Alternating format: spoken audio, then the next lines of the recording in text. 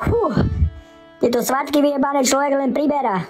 Ja som pribral 15 kilov. Čo ti jebe, 15 kilov?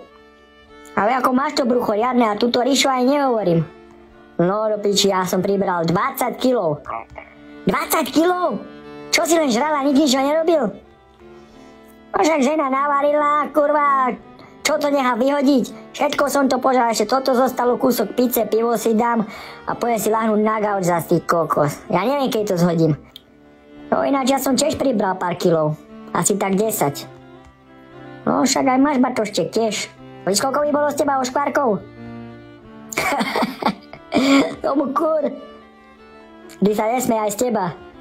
No, počúvajte, nemali by sme už otvoriť aj tie fitka? Jebe, kto tam bude chodiť? Ja by som hádam aj išiel trošku si zacvičiť. No už len teba tam vidím, ty sneulák pojebaný, však sa cez futra nemestíš.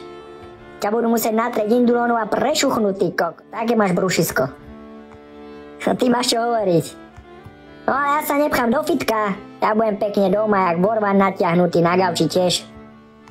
No a ja pôjdem za ženou. Za kerožak ani nevíš už koľko ich máš. To je jedno, ja voľako behnem. A budeš krapkať po pupku, potom vyžratom. A čo ste mali dobrého na Veľkú noc? A víš čo, baránka žena spravila a šalát rezner, ty koko, však ešte doteraz ma duje z toho.